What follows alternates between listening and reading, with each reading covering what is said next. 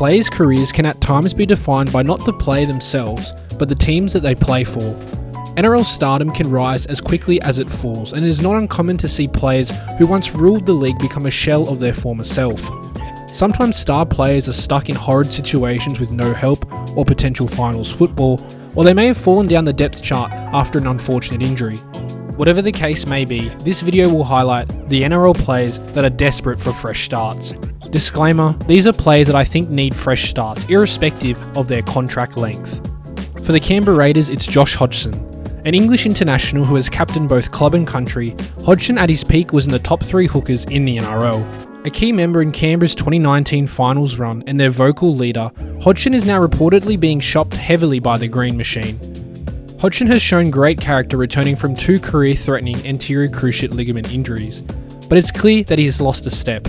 With Tom Starling most likely the starter this year, it leaves Hodgson in a difficult position, where time is running out. There are numerous teams that need quality at the hooker position, which Hodgson should be able to provide. For the New Zealand Warriors, it's Chanel Harris-Tavita, a highly touted prospect who is widely known for his scorpion kick try for the junior Kiwis. He has struggled to find his footing since joining the Warriors in 2019. He has consistently struggled with playing time, featuring in no more than 13 games at each of his 3 seasons in the NRL. His numbers offensively haven't been spectacular, totaling 2 tries and 2 try assists in 2021. It's been on the defensive end where he has shone, with his hits often well-timed and ferocious. With competition from Shaun Johnson, Luke Metcalf and Cody Nikorima, he may again struggle to feature in the starting side, so it might be time to refresh with a new club for Harris-Tavita. For the South Sydney Rabbitohs, it's Josh Mansour. This might be a strange one considering Mansour only signed for the Bunnies in 2021. His role at the Bunnies changed considerably throughout the year, with he and Jackson Paulo battling for that winger position. His production did drop slightly from the outstanding 2020 season, with his average run meters dropping from 181 to 134.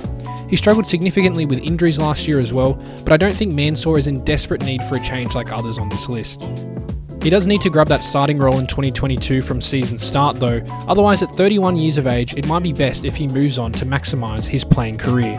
For the Parramatta Eels, it's Shaun Lane. The 6'5" beast edge rower didn't have a bad 2021 by any means, actually featuring in all 26 games for the Eels. It's at half of those games were off the Eels' interchange bench, with Ryan Madison and Isaiah Papali'i ahead of him in the depth chart. As well as competition from Marata Niokore, minutes could be an issue for Lane. I couldn't call this situation urgent, especially with Papali'i leaving to the West Tigers in 2023, so he could regain his spot. I still don't think it would hurt though to find a new club and have an established starting role for Shaun Lane. For the Canterbury Bankstown Bulldogs, it's Corey Allen. Initially acquired to be the starting fullback for Canterbury in 2021, he was quickly axed from the role by round 3 and spent the majority of the year filling in at centre and on the wing. His impact was definitely not what the Bulldogs board was expecting when they signed him on a $450k deal. With the influx of outside backs in Addo-Carr, Dufty and Naden, there seems like a loss of confidence in Allen at the moment from the Bulldogs board. He is only a season removed from featuring for Queensland and a great year with the Bunnies, so a fresh start might be what Allen requires to kickstart his career.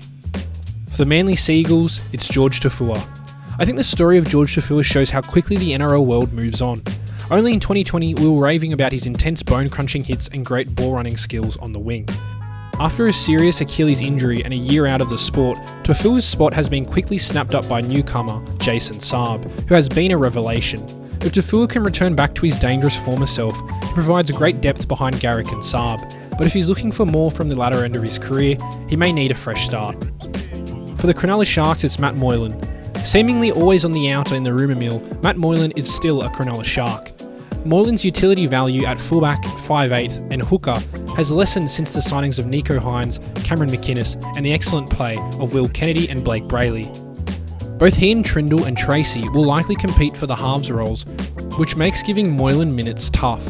A number 14 role could be ideal for Moylan considering his past injury history, but it's still not ideal.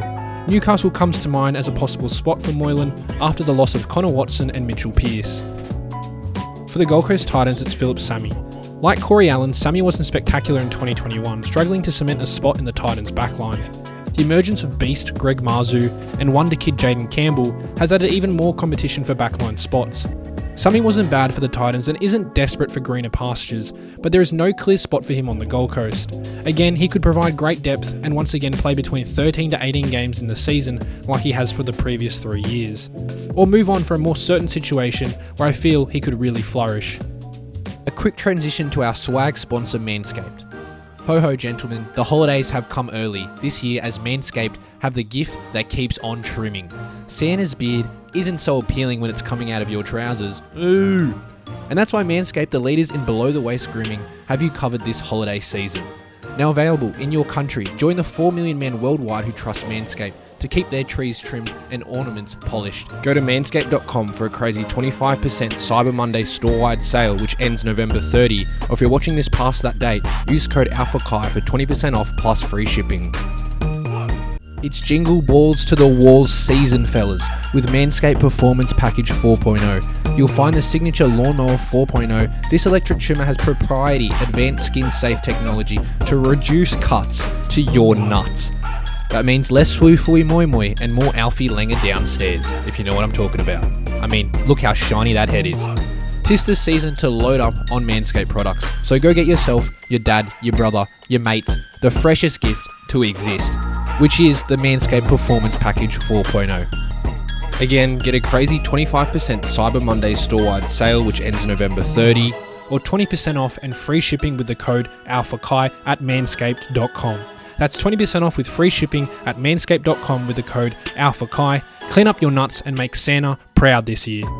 Let's get back into the video now with Mitch Kenny for the Penrith Panthers. This one for the Panthers was difficult. There aren't anyone in desperate need for a change, especially after their outstanding premiership season. Mitch Kenny though has shown his worth as a starting hooker as he started in 11 games over Coruscant, who suffered injury issues. His service and tackling success rate was excellent throughout 2021, and it's more than likely that he could start for quite a few NRL sides. With Coruscant unlikely to be extended past 2022, Kenny may just have to wait in the wings for another year.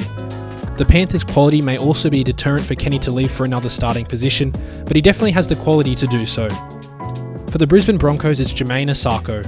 After starting at fullback for the first 13 rounds for the Broncos, Isako was dropped in favour of Tessie Nui at the back and later shuffled to the wing.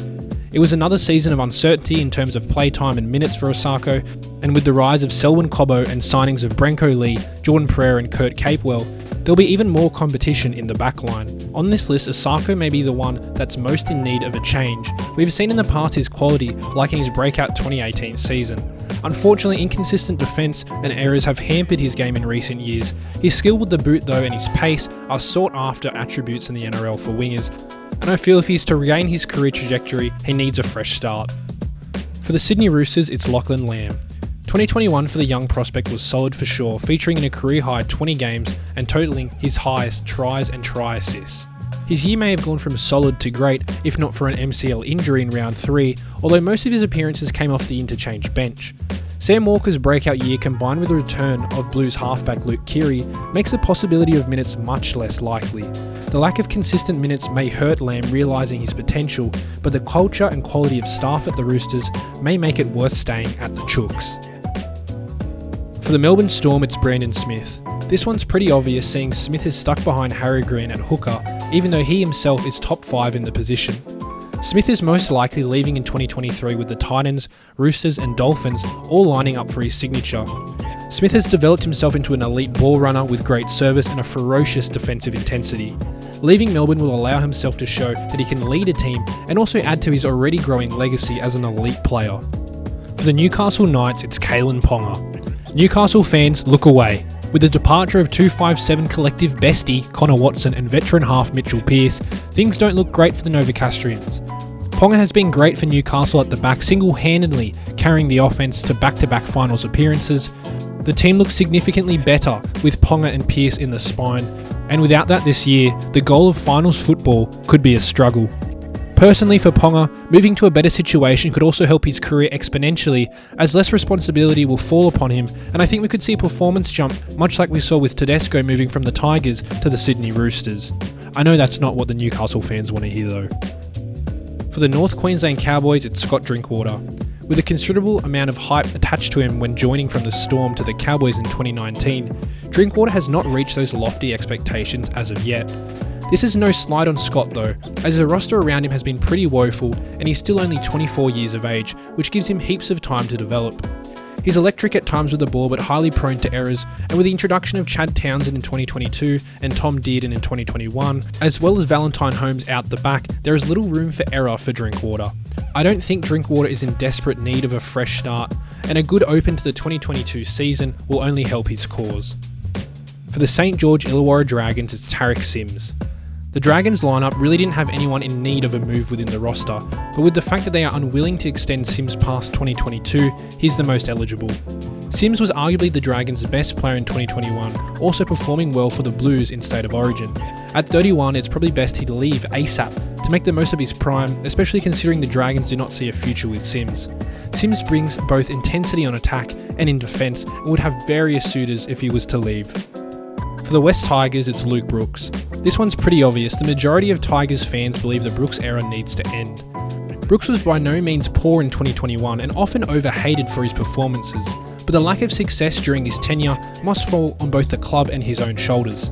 Brooks is still only 26 and has a ways left in the NRL. In the right situation, Brooksy could evolve into a top-level half. The consistent turmoil at the Tigers hasn't helped, and with the introduction of Jackson Hastings, Tyrone Peachey, as well as the rise of Adam Dwayhe and youngster Jock Madden, this means Brooks's minutes could be in jeopardy.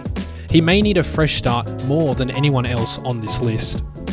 So that ends the video for today. Let me know who you think needs a fresh start in the NRL and what videos you want to see next. Don't forget to like, subscribe and hit that post notification bell for the Alpha channel. More NRL and Australian sporting content on the way. Thank you guys for watching.